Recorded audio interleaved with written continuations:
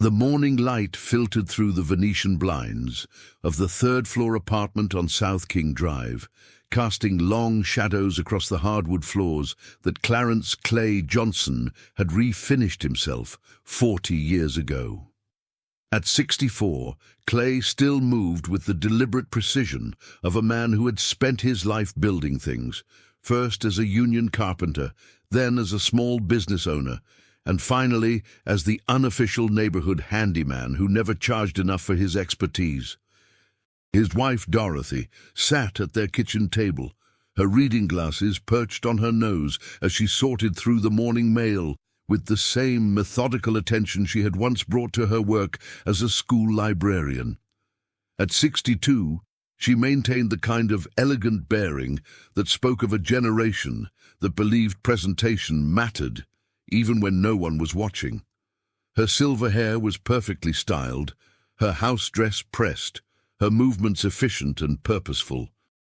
"Insurance bill came," she said without looking up, her voice carrying the slight rasp that had developed after 40 years of reading stories aloud to children. "And that notice from the city about the property taxes." Clay grunted acknowledgement from where he stood at the stove, scrambling eggs with the kind of focused attention most people reserved for more complex tasks. Cooking had become one of his meditative practices, a way to center himself in a world that seemed to be shifting faster than he could follow. Their apartment occupied the top floor of a 3-flat building they had purchased in 1987, back when Bronzeville was still recovering from decades of disinvestment and white flight. The neighborhood had been the heart of Black Chicago for generations, home to legendary blues clubs, thriving businesses, and the kind of community that raised children collectively and celebrated successes as family achievements. Clay and Dorothy had bought the building not as an investment strategy, but as an act of faith in their community's future. They lived on the 3rd floor, rented the 2nd floor to a young teacher and her daughter, and kept the ground floor for Clay's woodworking shop, where he crafted custom furniture and taught neighborhood kids skills their schools couldn't provide. For nearly 4 decades, this arrangement had worked. The rental income supplemented Clay's irregular earnings. Dorothy's teacher's pension covered their basic needs, and they had built something that felt like legacy. A small piece of the American dream rooted in the soil of a neighborhood that had seen plenty of nightmares. But this morning, like too many mornings recently, the weight of financial pressure pressed down on them like a physical thing. "How much?" Clay asked, though he already knew the property tax bill would be higher than last year. Gentrification had been creeping into Bronzeville for the past decade, bringing with it rising property values that looked good on paper, but translated into crushing tax burdens for long-time residents. $3,800, up from $2,900 last year. Clay set his spatula down carefully, the eggs forgotten for a moment. They had been prepared for an increase, but the jump was larger than anticipated. "We can manage it," Dorothy said, though her voice lacked conviction. "We always have before." "Barely," Clay replied, not unkindly. They both knew their finances had been stretched increasingly thin over the past few years. Dorothy's pension hadn't kept pace with inflation. Clay's arthritis made the physical demands of his work more challenging, and their tenant, a good woman who paid on time but struggled like everyone else, hadn't been able to afford a rent increase in 3 years. The sound of heavy footsteps on the building's front stairs interrupted their conversation. Clay glanced at the kitchen clock, 7:43 a.m., earlier than expected, but not unusual. "That's probably Marcus," Dorothy said, her tone brightening despite the morning's financial concerns. Marcus Johnson was their only child, 39 years old, and carrying the kind of presence that made people notice when he entered a room.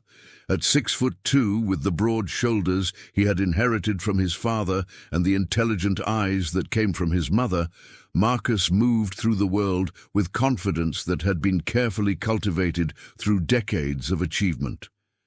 He had been the first in their family to graduate from college, earning a business degree from Illinois State before returning to Chicago to work in real estate development.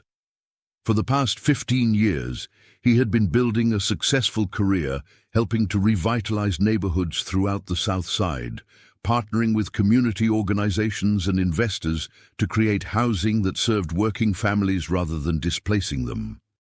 Clay and Dorothy were immensely proud of their son's success, though they sometimes felt disconnected from the world he inhabited, a world of development deals and city council meetings, of networking events and strategic partnerships that operated on scales they had never imagined. The apartment door opened without a knock. Marcus had his own key and the kind of relationship with his parents that didn't require formal announcements. "Morning, Mama. Morning, Pop." Marcus filled the kitchen doorway, his presence immediately changing the room's energy. He wore a navy suit that fit perfectly, his shoes polished to a shine that would have made his mother proud if she hadn't been the one who taught him the importance of such details. "You're early," Dorothy observed, standing to embrace her son. "Everything all right?" "Actually, I wanted to talk to you both about something important." Marcus's tone was serious but not alarming, the voice of someone who had good news to share. "Mind if I sit down?" Clay turned off the stove and joined them at the table, noting the manila folder Marcus had placed beside his coffee cup. Official documents usually meant one of two things in their experience: opportunity or trouble. "I've been working on something for the past 6 months, Marcus began, his hands folded on the table, in a gesture that reminded Dorothy of the serious little boy who used to practice his school presentations in their living room. A development project that could change everything for this neighborhood, for this family. He opened the folder, revealing architectural drawings and financial projections that looked impressive even to Clay's untrained eye. The plans showed a modern mixed-use development, retail space on the ground floor, residential units above, with clean lines and contemporary styling that would fit seamlessly into the changing neighborhood. "This is the future of Bronzeville," Marcus continued, his voice carrying the enthusiasm that had always accompanied his biggest dreams. "Mixed-income housing that serves long-time residents and newcomers alike. Ground-floor retail that supports local businesses. Community spaces that bring people together instead of driving them apart." Clay studied the drawings, recognizing quality work when he saw it. "Looks expensive," he said finally. "It is. But that's where you come in." Marcus pulled out another set of documents, contracts and agreements that Dorothy immediately recognized as legal papers, though their specific content was beyond her expertise. "The developer I'm working with has been looking for the right site for months. Something with community roots, with history, with the kind of authentic character that can't be manufactured." Marcus paused, meeting his parents' eyes with the kind of direct honesty that had always characterized their relationship. "Your building would be perfect." The silence that followed was heavy, with implications neither Clay nor Dorothy was quite ready to examine. "You want us to sell the building?" Dorothy asked carefully. "I want to help you make the most of an incredible opportunity. This property has quadrupled in value since you bought it, but you're not seeing any of that benefit while you're struggling to pay property taxes and maintenance costs. The offer we're prepared to make would set you up financially for the rest of your lives." Clay looked at the architectural drawings again, trying to imagine their building replaced by the sleek structure Marcus was proposing. "What kind of offer?" $850,000 cash, 30-day closing. Dorothy actually gasped. The number was beyond anything they had imagined their modest building could be worth. It represented more money than Clay had earned in the past 10 years combined, more security than they had ever dreamed possible.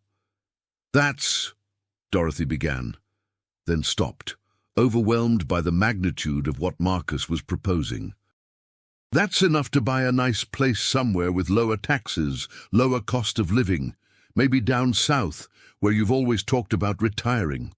Or you could stay in Chicago, rent a beautiful apartment, and live comfortably off the interest. Marcus pulled out additional documents, financial projections showing how the money could be invested, retirement scenarios that painted pictures of comfort and security they had never expected to achieve. "But what about Miss Robinson?" Dorothy asked, thinking of their tenant on the second floor. "And your workshop, Clay?" Miss Robinson would receive relocation assistance, enough to help her find something even better. And Pop. Marcus turned to his father with the kind of gentle smile that had always been able to convince him of almost anything. "When's the last time you really enjoyed working in that shop? With your arthritis, with the stress of trying to make ends meet. This money would give you the freedom to pursue woodworking as a hobby instead of a necessity." It was a compelling argument, presented by someone they trusted completely. Marcus had never steered them wrong, had always put family first, had spent his career trying to make their community better rather than simply profiting from its changes. But something in Clay's chest felt tight as he looked at the plans for erasing their building, their life's work, their contribution to the neighborhood they had called home for 4 decades. "Can we think about it?" he asked. "Of course, but I should mention, the developer has a timeline. This offer is good for 2 weeks. After that, they'll need to move on to other options." Marcus began packing up his documents, his movements efficient and professional. "I know it's a big decision, but I also know you've been stressed about money, about maintaining the building, about what happens as you get older. This solves all of those problems." After Marcus left for work, Clay and Dorothy sat in their kitchen, the morning light having shifted to a harsh brightness that seemed to illuminate every worn surface, every reminder of their modest circumstances. $850,000, Dorothy said finally. "It's a lot of money," Clay agreed. "More than we ever dreamed of having." "Yes, but—" Clay looked around their kitchen, at the cabinets he had installed himself, at the tile work he had completed one weekend when Dorothy was visiting her sister, at the window that looked out over the neighborhood where they had built their lives. "But this is home," he said simply. Dorothy nodded, understanding exactly what he meant. The building wasn't just an asset or an investment property. It was the place where they had raised Marcus, where they had hosted neighborhood barbecues and holiday gatherings, where Clay had taught dozens of young people how to use tools safely, and Dorothy had tutored struggling readers at the kitchen table. It was also, they were both beginning to realize, worth far more to someone else than it was to them, a realization that felt both empowering and deeply unsettling. "Marcus means well," Dorothy said. "He always does. And he's probably right about the financial benefits. Probably. But—" Clay was quiet for a long moment, listening to the familiar sounds of their building settling, their neighbor starting her morning routine, the distant hum of traffic on King Drive. "But I keep wondering why the developer wants our building so badly, and why Marcus is so sure we need to sell it." It was a question that would haunt them both over the following days, as they researched property values and development trends, as they talked to neighbors and community activists, as they began to understand that their small building sat at the center of forces much larger and more complex than they had realized. The neighborhood they had helped sustain for 40 years was changing rapidly, and they were being asked to choose between personal financial security and the preservation of something that couldn't be measured in dollars, the continuity of community, the value of place, the importance of roots that ran deeper than investment returns.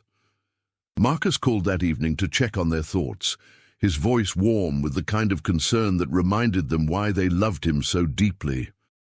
"I know it's overwhelming," he said, "but I also know you've worked hard your whole lives, and you deserve to enjoy your retirement without worrying about money." "We appreciate everything you're doing for us," Dorothy replied, though something in her voice suggested the conversation wasn't over.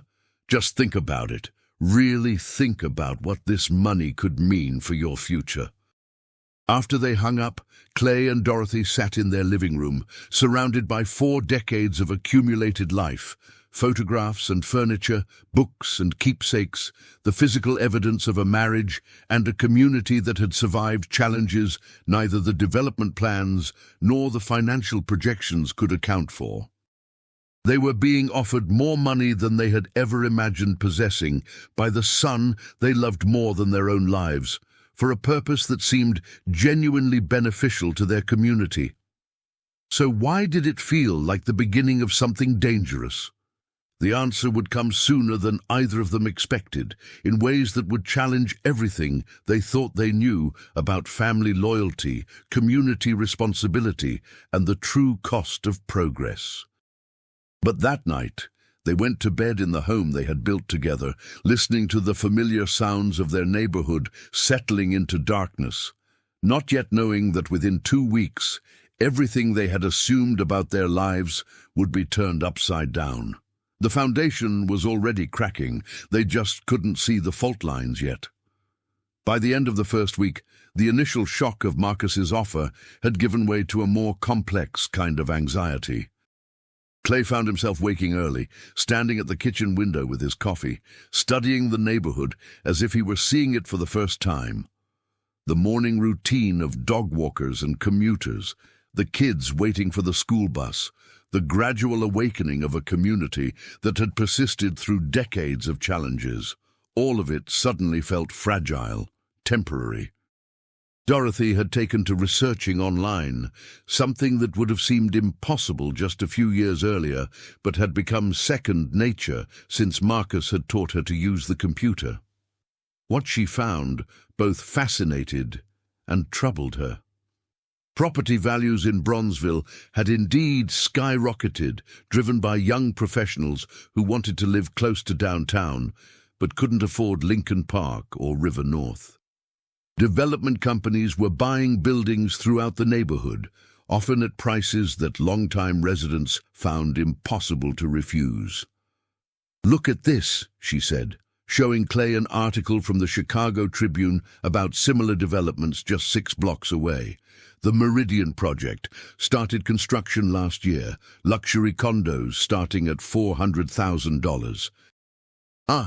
Clay studied the photographs accompanying the article. Sleek buildings with floor-to-ceiling windows, modern amenities, young white professionals posing on rooftop terraces with the Chicago skyline in the background. "Where did the people who used to live there go?" he asked. It was the question Dorothy had been afraid to voice herself. The article didn't mention displacement or relocation assistance. It focused on the economic benefits, job creation, increased tax revenue, improved neighborhood amenities. The human cost, if it existed, remained invisible. That afternoon, Clay walked through the neighborhood with the kind of systematic attention he usually reserved for assessing construction projects. What he saw troubled him. 3 buildings within a 4-block radius were wrapped in construction scaffolding, being converted into upscale housing. A corner grocery store that had served the community for 30 years had closed, replaced by a coffee shop with minimalist decor and prices that would strain most neighbors' budgets. Mrs. Patterson, who lived 2 blocks east and had been organizing community meetings for as long as Clay could remember, stopped him outside the new coffee shop. "Clay Johnson, just the man I wanted to see." At 78, Mrs. Patterson moved with the careful deliberation of someone whose mind remained sharp, even as her body began to betray her. "You heard anything about this development company that's been sniffing around?" "Some," Clay said carefully. "Why?" "Because they made offers on 4 buildings just this week. Good offers. The kind that make people forget everything they ever said about never leaving the neighborhood." Mrs. Patterson's expression was grim. "They're systematic about it, Clay, not random.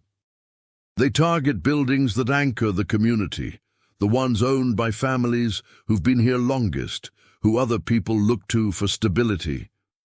The observation hit Clay like a physical blow. Their building was exactly that kind of anchor, a symbol of black ownership and community investment that other residents pointed to with pride. You think they're trying to break up the neighborhood? I think they're trying to remake it. And they're smart enough to know that certain buildings, certain families, represent the old way of doing things. Remove those anchors, and the whole character of the place changes. That evening, Marcus stopped by unannounced, carrying takeout from the soul food restaurant that had been a family favorite for decades. The gesture was thoughtful, typical of his attention to the details that made people feel loved. But Clay noticed that his son seemed more tense than usual, checking his phone frequently and asking pointed questions about their decision timeline. The developer is getting pressure from his investors, Marcus explained as they shared dinner at the kitchen table. They need to move forward with site acquisition so they can start the approval process with the city. What happens if we say no? Dorothy asked. Marcus paused with his fork halfway to his mouth, considering the question with the kind of careful attention he usually reserved for business negotiations.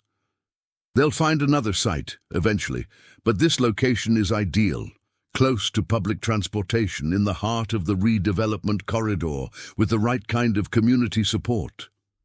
He looked at his parents with genuine concern. I'd hate for you to miss this opportunity because of sentimental attachment to a building that's becoming more expensive to maintain every year. It's not just sentimental attachment, Clay said quietly. This building represents something. I understand that, Pop. But what does it represent if you lose it to foreclosure because you can't keep up with the property taxes? The question was pointed but not unfair. Clay had been losing sleep over the same concern, running calculations that never quite balanced, wondering how long they could sustain their current situation. Have you talked to any of the other building owners? Dorothy asked. The ones who sold already? Marcus shifted in his chair, his body language suggesting discomfort with the question. Some. Most of them seem happy with their decisions. The relocation assistance has been generous, and the financial security has relieved a lot of stress. Where did they move?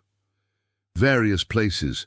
Some stayed in the neighborhood, others decided to try something new. The Hendersons bought a place in Atlanta near their daughter. The Williams family found a nice house in Chatham. Clay noted what Marcus didn't say, that none of the families he mentioned had remained in Bronzeville, that the something new seemed to universally mean leaving the community they had helped build. After Marcus left, Clay and Dorothy found themselves having the kind of conversation that had sustained their marriage for 4 decades. Honest, sometimes difficult, but rooted in the shared values that had brought them together in the first place. He's not wrong about the money, Dorothy said. We have been struggling more lately. No, he's not wrong about that. And $850,000 would solve a lot of problems. It would. But? Clay looked around their living room, taking inventory of the life they had built together. The piano Dorothy had played for church services before her arthritis made it too difficult. The bookshelf, filled with volumes she had collected during her years as a librarian. The framed photographs documenting 4 decades of community events, family celebrations, and shared history. But what happens to the community when all the anchors get pulled up? When all the families like us take the money and leave? It was the question that had been nagging at both of them, though neither had been willing to voice it until now. Maybe that's not our responsibility anymore, Dorothy said, though her tone suggested she didn't entirely believe it. Maybe we've done our part and it's time for younger people to take over. Maybe, or maybe the younger people who take over won't care about the same things we've been trying to preserve. The next morning brought an unexpected visitor. Clay was in his workshop, attempting to focus on a custom bookshelf order, despite his preoccupation with bigger concerns, when he heard footsteps on the wooden stairs leading to his shop. "Mr. Johnson, could I speak with you for a moment?" The voice belonged to a young black woman Clay didn't recognize, professionally dressed, but with the kind of direct bearing that suggested community organizing rather than corporate business. "I'm Alicia Henderson from the Bronzeville Community Land Trust. I understand you've received an offer to sell your building." Clay set down his tools, suddenly very interested in the conversation. "How did you know about that?" "Because we've been tracking development activity in the neighborhood for the past 2 years. Your building is the 15th property that particular company has targeted, and their approach follows a very consistent pattern." Alicia produced a folder similar to the one Marcus had shown him, but the documents inside told a different story. Maps showing the systematic acquisition of community anchor properties. Financial analyses demonstrating how the development pattern displaced long-time residents while increasing profits for investors. Testimonials from families who had sold their buildings only to discover that the relocation assistance was insufficient to keep them in the neighborhood they had called home for decades. "I'm not here to tell you what to decide," Alicia said, "but I think you should have complete information before you make a choice that affects not just your family, but the entire community." Clay studied the documents, recognizing the building locations and remembering the families who had once lived there.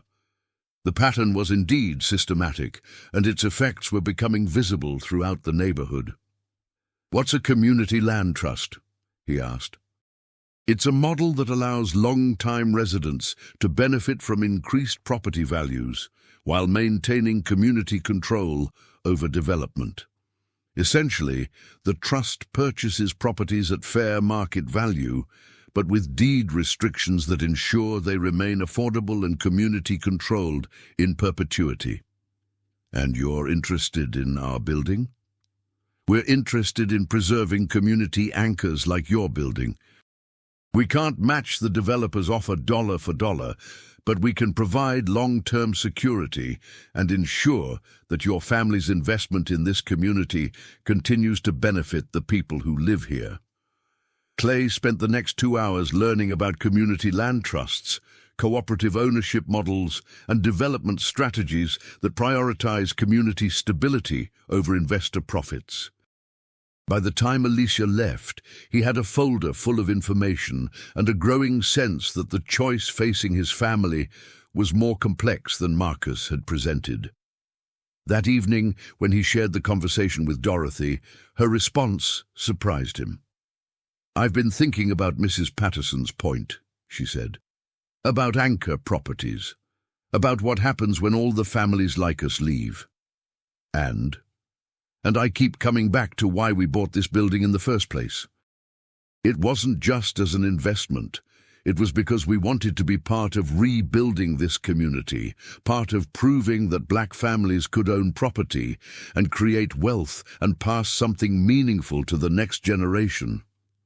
Clay nodded, remembering those early years when the neighborhood had felt like a frontier, when every successful black business and every maintained property represented a small victory against decades of disinvestment and redlining. "But Marcus is right about the financial pressure," Dorothy continued. "We can't keep this building out of stubbornness if we can't afford to maintain it properly. So what do? We get more information. All of it, before we make a decision that we can't take back." The next few days passed in a blur of research, meetings, and increasingly tense conversations with Marcus, who seemed frustrated by their hesitation and concerned about the developer's deadline. "I understand wanting to explore all your options," he said during one particularly difficult conversation, "but at some point, you need to trust that I have your best interests at heart. I've been working in this field for 15 years. I understand development and community impact better than some activist with a folder full of statistics." His dismissal of Alicia's organization troubled Clay, but what bothered him more was the subtle shift in Marcus's tone, the implication that questioning the offer represented a lack of trust in their son's judgment. "We do trust you," Dorothy said carefully, "but this is the biggest financial decision we've ever faced. We need to be sure we understand everything before we commit." "What you need to understand is that opportunities like this don't come around twice. The market is hot right now, but markets change. If you wait too long, you could end up stuck with a building you can't afford to keep and can't sell for anything approaching this offer." The pressure was subtle but real, and Clay found himself wondering when his son had become so insistent, so unwilling to accept anything other than immediate agreement. That night, as they lay in bed listening to the familiar sounds of their neighborhood, the distant hum of traffic, the settling of their building, the occasional voices of neighbors coming home from late shifts, Clay voiced the concern that had been growing in his mind. "Dorothy, I need to ask you something, and I want you to think carefully before you answer." "Okay. Do you think Marcus is telling us everything about this deal?" The silence that followed was heavy with implications neither of them wanted to explore. "What do you mean?" Dorothy asked finally. "I mean, what if there's more to this development than he's letting on? What if his involvement is more significant than he's admitting? Clay, that's our son you're talking about. I know, and I love him more than my own life. But something doesn't feel right about the pressure, about the timeline, about the way he dismisses any information that doesn't support selling immediately." Dorothy was quiet for a long time, and Clay could feel her wrestling with the same doubts that had been troubling him. "You think he's not being honest with us? I think he might be in a position where his interests and our interests aren't aligned, and he might not want to admit that to himself, let alone to us." It was a painful possibility to contemplate, but it explained the growing tension in their conversations, the subtle shift from persuasion to pressure, the way Marcus seemed to view any hesitation as disloyalty rather than prudence. The next morning would bring revelations that would confirm Clay's worst fears and force both of them to confront the possibility that the son they had raised to value community and family above all else had been shaped by forces they didn't fully understand. But that night they held each other in the darkness, afraid to voice the question that was becoming impossible to ignore. What happened when the person you trusted most in the world had reasons to betray that trust? The revelation came from an unexpected source. Clay was picking up groceries at the corner market when Mr. Williams, whose family had sold their building 3 months earlier, approached him with the kind of grim expression that preceded difficult conversations. "Clay, I heard through the grapevine that your boy is trying to get you to sell your place. Word travels fast around here," Clay replied, not sure he wanted to have this conversation in the middle of the produce aisle. "Faster than it should, maybe. Listen, I need to tell you something about that developer company, about the whole setup they're running." Mr. Williams looked around nervously, then lowered his voice. "That offer they made us, the 800,000, we never saw all of it." Clay felt something cold settle in his stomach. "What do you mean?" "I mean, there were fees, processing fees, transfer fees, relocation assistance fees, stuff we never heard about until closing day. By the time they finished taking their cuts, we walked away with about 600,000. Still good money, don't get me wrong, but not what we were promised." "Did you complain? To who?" "The contracts were legal, apparently. And our real estate agent, who was recommended by the developer, said everything was standard procedure." Clay thought about Marcus's presentation, about the clean numbers and straightforward projections that hadn't mentioned any additional fees or complications. "Mr. Williams, who was your real estate agent?" "Young man named Marcus Johnson. Professional, seemed to know what he was talking about. Said he specialized in these kinds of deals." The words hit Clay like a physical blow. Marcus hadn't just recommended the sale. He had represented the Williams family during the transaction, presumably earning a commission while also working with the developer who was systematically acquiring community properties. "Clay, you all right, man? You look like you've seen a ghost." "I'm fine," Clay managed, though he felt anything but fine. "Just need to process some information." The drive home was a blur of anger, disappointment, and the kind of deep hurt that comes from discovering that someone you trust has been operating with hidden motives. By the time Clay reached their building, he had moved past shock and into the analytical mode that had served him well during 40 years of construction work. Methodical, thorough, focused on understanding exactly what he was dealing with. Dorothy took the news with the kind of controlled fury that had always been more intimidating than shouting. "Our son has been taking commissions from both sides of these transactions?" "It looks that way. And it explains why he's been so insistent about the timeline, why he dismisses any information that might make us hesitate. It explains why he knows so much about the other families who sold. He was their agent too. They spent the afternoon researching real estate transactions in the neighborhood, using Dorothy's library skills and Clay's construction knowledge to piece together a pattern that was both more extensive and more troubling than they had imagined. Marcus had been involved in at least 12 property sales in Bronzeville over the past 18 months, all to the same development company, all following the same playbook. Approach long-time residents with offers they couldn't refuse. Provide professional representation that emphasized the benefits while minimizing the complications, and ensure smooth transactions that benefited all parties, except the community being systematically dismantled.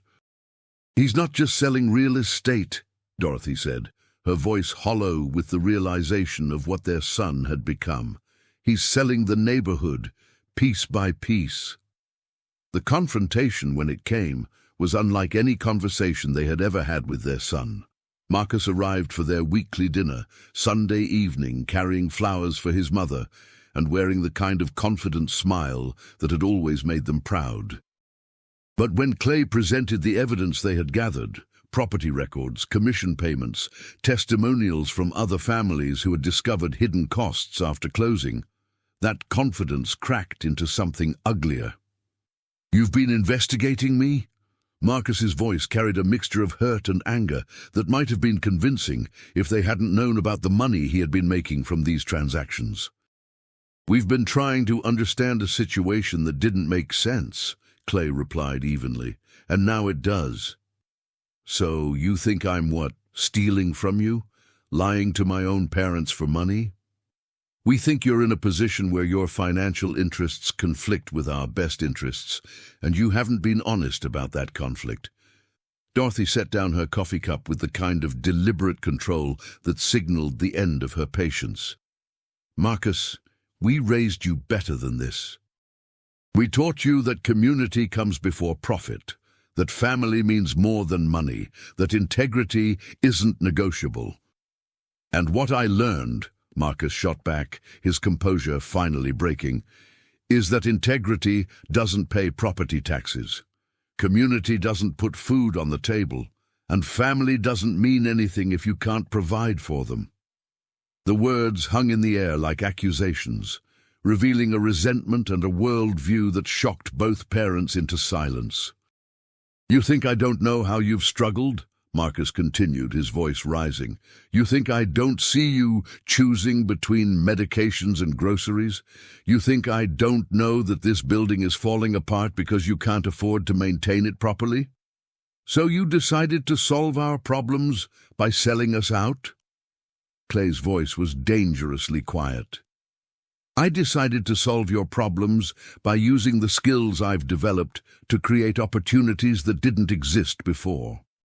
You bought this building for $45,000 in 1987. I'm offering to help you sell it for $850,000. That's not selling out, that's success." "Success for who?" Dorothy asked. "For us, or for the development company that's paying you commissions on both ends? Marcus stood up abruptly, his chair scraping against the hardwood floor with a sound that seemed to echo through 40 years of family dinners, homework sessions, and quiet conversations around the same table. You want to know the truth? Fine. Here's the truth. This neighborhood is changing whether you participate or not. These buildings are going to be developed whether you sell willingly or get forced out by taxes you can't afford. I created an opportunity for my family to benefit from changes that are happening anyway. By betraying the community that raised you? By accepting reality instead of clinging to some romantic idea about neighborhood preservation that doesn't pay bills or create wealth? The argument escalated from there, voices raised in anger and disappointment, accusations flying in both directions, until finally Marcus grabbed his coat and headed for the door. You have 48 hours to decide, he said, his hand on the doorknob. After that, the developer moves on to other options, and you lose the chance to benefit from something I've spent months putting together. And if we say no? Clay asked. Marcus turned back to face his parents, and for a moment the mask of professional competence slipped completely, revealing something cold and calculating that neither of them recognized. If you say no, you'll find out what happens to people who try to stand in the way of progress. The threat was subtle but unmistakable, and it left Clay and Dorothy staring at each other in the silence that followed the slamming of their front door. Did our son just threaten us? Dorothy asked, her voice barely above a whisper. I think he did. That night, they began planning for the possibility that their own child had become their adversary, a realization that hurt more than any financial pressure or development scheme ever could. The next morning brought confirmation that Marcus's threat hadn't been empty bluster. Clay found a notice taped to their building's front door, a code violation citation for the building's electrical system, something that had passed inspection just 6 months earlier. The citation required immediate attention and expensive repairs, with penalties that could mount quickly if not addressed within 2 weeks. This is no coincidence, Dorothy said, reading over the paperwork. Clay called the city inspector's office, navigating automated phone systems and bureaucratic delays, until he finally reached someone who could explain the sudden attention to their building. Someone filed a complaint about potential safety hazards, the inspector explained. We're required to investigate all complaints, and our inspection found several issues that need to be addressed. Who filed the complaint? I'm sorry. That information is confidential. But Clay didn't need official confirmation to understand what was happening. The pressure campaign had begun, and it would likely escalate until they either agreed to sell or found themselves buried under violations, fees, and legal complications that would force them out anyway. That afternoon, Alicia Henderson from the Community Land Trust called with additional information they needed to hear. I've been doing some research on Marcus Johnson's recent transactions, she said, her voice careful but urgent. There's something you should know about the developer he's been working with. The something turned out to be a pattern of aggressive displacement tactics used against property owners who refused initial offers, code violations that appeared overnight, zoning challenges that tied up properties in legal proceedings, tax assessments that mysteriously increased beyond sustainable levels. In every case where a property owner initially refused to sell, Alicia explained, they found themselves facing escalating pressure until selling became the only viable option. And in every case, Marcus Johnson was either the listing agent or had some financial involvement in the transaction. Clay felt his world tilting on its axis. The son they had raised to value community and justice had become an active participant in the systematic displacement of the very people who had shaped his understanding of those values. There's more, Alicia continued. The development company he's working with, Meridian Development Group, has ties to investors who specialize in what they call neighborhood optimization. They target historically black communities that are ripe for gentrification, acquire anchor properties through a combination of attractive offers and pressure tactics, then flip the entire area to maximize returns. And Marcus knows this. According to the property records and commission structures I've been able to track, Marcus isn't just a real estate agent in these deals, he's a partner.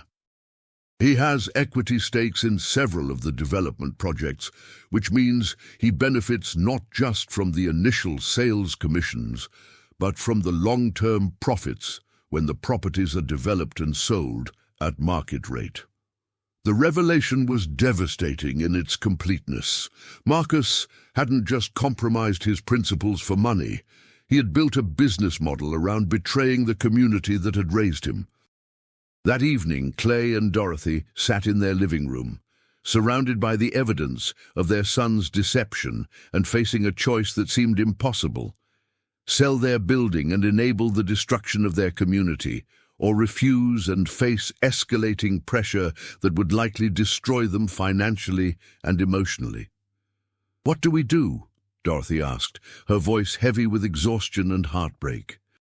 Clay looked around their home, taking inventory of everything they had built together, not just the physical space, but the life, the community connections, the sense of purpose that had sustained them for 4 decades.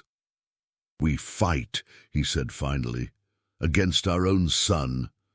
Against what our son has become. There's a difference." They spent the next day reaching out to neighbors, sharing information about the development pattern and Marcus's role in it. What they discovered was a community that had been systematically fractured, with long-time residents isolated and pressured into individual decisions that served the developer's larger strategy. Mrs. Patterson organized an emergency community meeting for that Thursday evening. By 7 o'clock, the basement of Macedonia Baptist Church was packed with residents who had been targeted by Meridian Development Group, or who had watched their neighbors disappear one by one. The stories were remarkably consistent: initial offers that seemed too good to refuse, professional representation that emphasized benefits while minimizing complications, escalating pressure for families who hesitated, and in nearly every case, Marcus Johnson's involvement as either agent, consultant, or financial partner. "He played us," said Mrs. Williams, whose family had been among the first to sell. "Used everything he knew about this community, our trust, our relationships, our financial vulnerabilities, to convince us that selling was in our best interest." "He's still my grandson," Mrs. Patterson said quietly, her voice carrying the weight of someone who had watched Marcus grow up in this community. "But he's forgotten who raised him and what we raised him to be." The meeting ended with a plan. Instead of fighting the development individually, they would organize collectively. They would document the pressure tactics, challenge the code violations, and present alternative development proposals that served community interests rather than investor profits.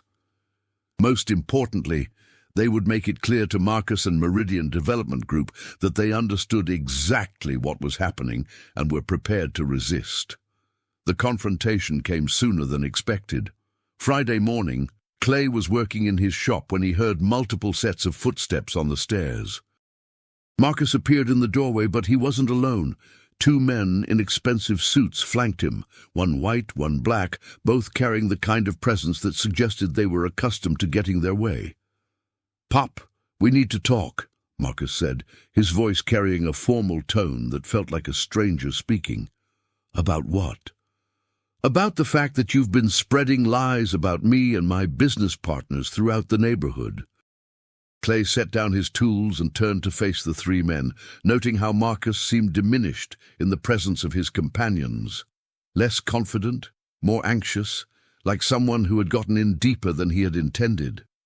"I haven't been spreading lies. I've been sharing facts." The white man stepped forward, his smile cold and professional. "Mr. Johnson, I'm David Meridian, CEO of Meridian Development Group. I understand there's been some confusion about our development plans and your son's role in them. No confusion on my end. I understand exactly what's happening. Good. Then you understand that this development will proceed with or without your participation. The question is whether you want to benefit from it or become an obstacle that needs to be removed. The threat was no longer subtle, and Clay felt something shift inside him.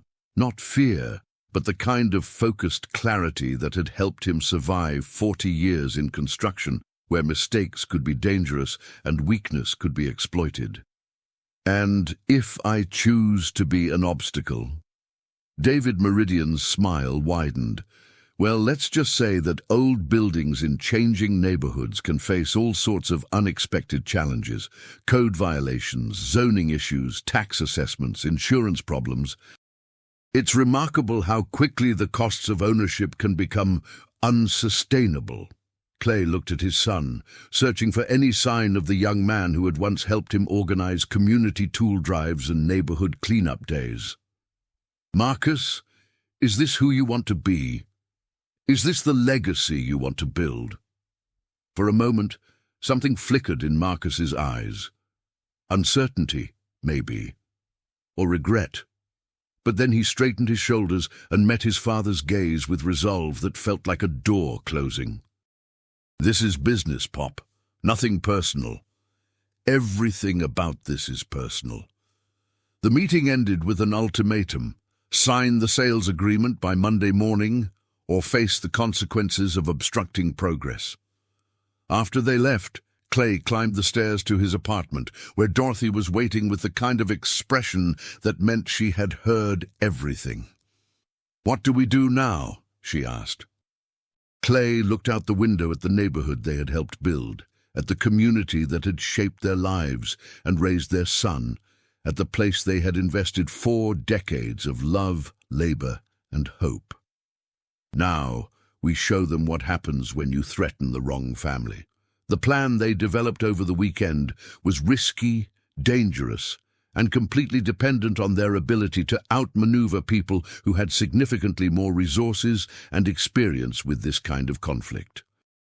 But it was also rooted in something their opponents couldn't buy or manipulate: the deep connections and community loyalty that came from 40 years of authentic investment in their neighborhood. Monday morning would mark the beginning of a battle that would test everything they believed about family, community, and the price of progress. But as they prepared for that fight, Clay and Dorothy Johnson held on to one crucial advantage. They were fighting for their home, while their opponents were simply fighting for profit. The difference, they hoped, would matter. But first, they had to survive what Marcus and his partners were prepared to do to families who refused to cooperate with their vision of neighborhood improvement. The real test was just beginning. Monday morning arrived with the kind of steel-gray November sky that made Chicago feel like a city under siege. Clay stood at his kitchen window, watching unmarked vans park strategically around their building, while Dorothy organized the documentation they had gathered over the weekend: property records, community testimonials, evidence of the systematic pressure campaign that Meridian Development Group had been conducting throughout Bronzeville. The first wave of harassment began at exactly 9 a.m. City inspectors arrived with citations for violations that hadn't existed the previous Friday: emergency orders requiring immediate electrical work, plumbing repairs, and structural assessments that would cost thousands of dollars and take weeks to complete. Each citation carried escalating daily penalties that could quickly become financially catastrophic. At 10 a.m., their property insurance company called to inform them that their policy was being cancelled due to increased risk factors in their coverage area. By noon, they had received notice that their property taxes were being reassessed at a significantly higher rate, effective immediately, with back penalties applied to the previous year. "They're not wasting any time," Dorothy observed, sorting through the stack of official notices that seemed to multiply every hour. Clay nodded, recognizing the coordinated nature of the assault. This wasn't random bureaucratic harassment. It was a systematic campaign designed to make their building uninhabitable and financially unsustainable within a matter of days. At 2 p.m., Marcus called, "Pop, you need to stop this nonsense and sign the papers. These people aren't playing games." "Neither are we." "You don't understand what you're up against. This company has resources, connections, legal teams. They can make your life hell until you give them what they want. They're already making our life hell with your help." There was a long pause before Marcus spoke again, his voice carrying a weariness that hadn't been there before. "I'm trying to help you, both of you, but if you keep fighting this, I can't protect you from what comes next. We don't need protection from our son, Marcus. We need our son to remember who raised him and what we raised him to value." What you raised me to value doesn't pay bills or create opportunities. What you raised me to value is why this family has been struggling financially for decades while other people get rich off the changes happening in our own neighborhood. The bitterness in his voice was shocking in its intensity, revealing resentments that Clay and Dorothy had never suspected. "So you decided to get rich by helping those other people destroy the community that made you who you are. I decided to stop being a victim of changes I couldn't control and start being someone who benefits from them instead." The call ended with Marcus's final warning. "You have until 6 p.m. to sign the papers. After that, I can't help you with what happens next." At 3 p.m., Mrs.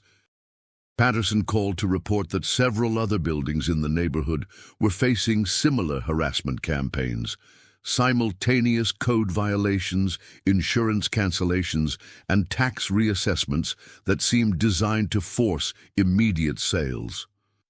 "They're making their move," she said, "trying to break the community's resistance all at once." Clay looked at Dorothy, seeing the same mixture of determination and fear in her eyes that he felt in his own chest.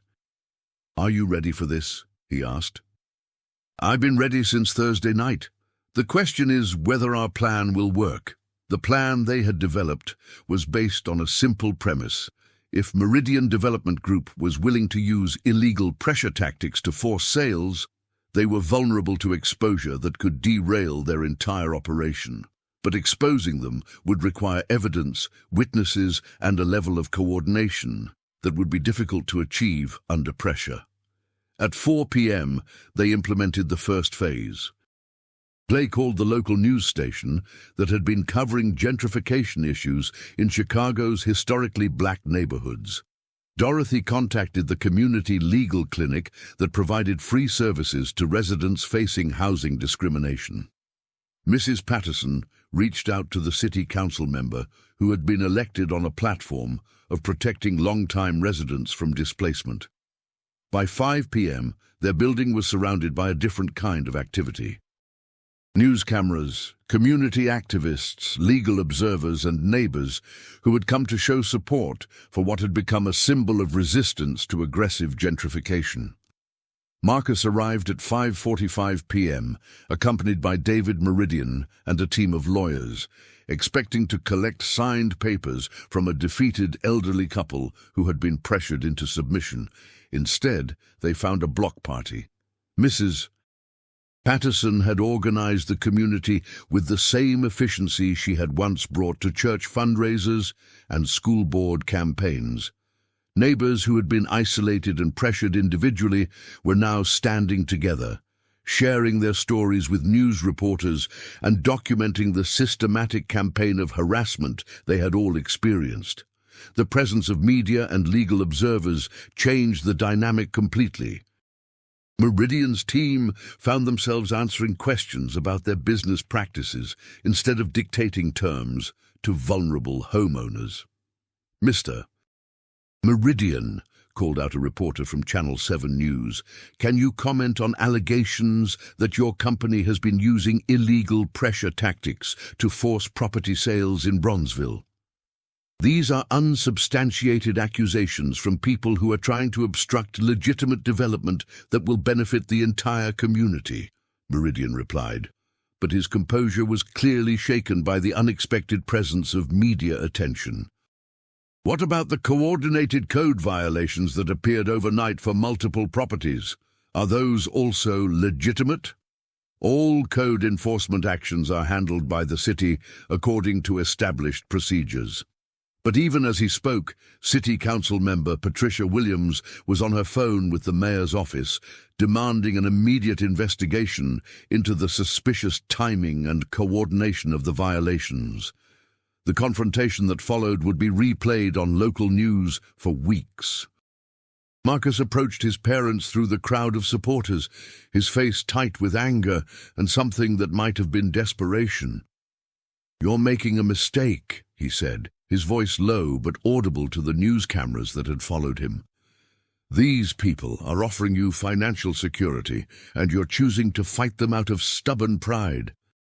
"We're choosing to fight them because what they're doing is wrong," Clay replied, his voice carrying the moral authority of someone who had spent 40 years building rather than destroying community. "Wrong? What's wrong is watching your parents struggle financially when you have the opportunity to help them, by betraying everything they taught you, by accepting reality instead of clinging to some romantic idea about community that doesn't create wealth or provide security." The exchange was broadcast live, and it crystallized something that many viewers understood intuitively: the conflict between individual financial advancement and community preservation, between the opportunity to benefit from gentrification and the responsibility to resist it. But what viewers couldn't see was the deeper family tragedy unfolding, the recognition that Marcus had become someone his parents no longer recognized, someone whose values had been fundamentally altered by his pursuit of success in a system that rewarded community exploitation. As the evening progressed, the situation escalated in ways none of them had anticipated. David Meridian, frustrated by the media attention and community resistance, made a decision that would prove to be his biggest mistake.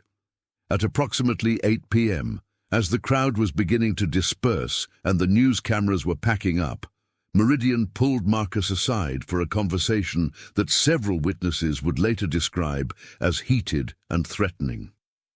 "You said you could deliver your parents," Meridian said, his voice carrying the kind of cold anger that suggested consequences for failure.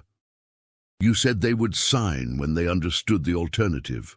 "They're more stubborn than I expected," Marcus replied, his confidence clearly shaken. "But the pressure campaign will work. Give it a few more days." "We don't have a few more days. The media attention changes everything. If this turns into a public fight about gentrification and community displacement, it could kill the entire project." "So what do you want me to do?" Meridian's response would haunt Marcus for the rest of his life. "I want you to convince your parents that fighting us is dangerous, really dangerous. Sometimes people who obstruct development projects face more than just financial pressure." The threat was unambiguous, and it crossed a line that changed everything about the situation. Marcus looked at his parents, surrounded by community supporters and protected by media attention, and realized that he had gotten involved with people who were prepared to use violence against his own family to achieve their business objectives. "I can't do that," he said quietly. "Then you're not as valuable a partner as we thought," Meridian replied. "And maybe your family needs to understand that their safety depends on their cooperation." Whoa! What happened next would be debated in court for months. According to multiple witnesses, Meridian made a phone call that summoned additional men to the scene, men who didn't look like lawyers or city officials, men whose presence immediately changed the atmosphere from tense to dangerous. According to Marcus's later testimony, Meridian told him explicitly that if the Johnson family continued to resist, they would face escalating consequences that went beyond financial pressure. According to Clay and Dorothy, Marcus approached them at approximately 9 p.m. with a warning that was both desperate and terrifying. "You need to leave," he said, his voice shaking with fear and regret. "Tonight. These people aren't just going to harass you with code violations, they're going to hurt you." "What are you talking about?" Dorothy asked. "I'm talking about the fact that I got involved with people who are willing to do whatever it takes to get what they want. And right now, what they want is for you to disappear, one way or another." The admission was devastating in its implications. Marcus wasn't just confessing to financial betrayal. He was admitting that he had endangered his parents' lives in pursuit of profit. "So, what do we do?" Clay asked. "You run. Tonight. I'll try to buy you time, but you need to get out of here and stay away until I can figure out how to fix this. And leave our home, our community, everything we've built. Better than leaving your lives." The choice they faced was impossible. Abandon everything they had worked for, or stay and face escalating violence from people who had already demonstrated their willingness to destroy lives for financial gain. But as they stood in their living room, surrounded by the evidence of 4 decades of love and investment, Clay and Dorothy Johnson made a decision that would define the rest of their lives. "We're not running," Clay said, "but we're not staying either." "What does that mean?" "It means we're going to disappear, but not the way they want us to." The plan they developed in the final hours before midnight was desperate, dangerous, and completely dependent on their ability to stage their own deaths convincingly enough to fool people who were prepared to commit murder. It was also their only chance to save their lives while preserving the evidence that could bring down the conspiracy that had already destroyed so many families. At 11:47 p.m. on Monday, November 15th, Clay and Dorothy Johnson climbed to the roof of their building, carrying the documentation they had gathered and the evidence of threats that had been made against them. At 11:52 p.m., they placed a carefully staged suicide note that explained their decision to end their lives rather than be driven from their home by people who had no respect for community or family. At 11:55 p.m., they threw items of clothing and personal effects from the rooftop to the alley below, creating the appearance of a struggle. At 11:58 p.m., they used the fire escape to descend to the basement workshop, where Clay had prepared a hiding place behind a false wall he had constructed for exactly this purpose. At midnight, they officially became dead people, casualties of a development scheme that had claimed their building, their community, and their son's soul.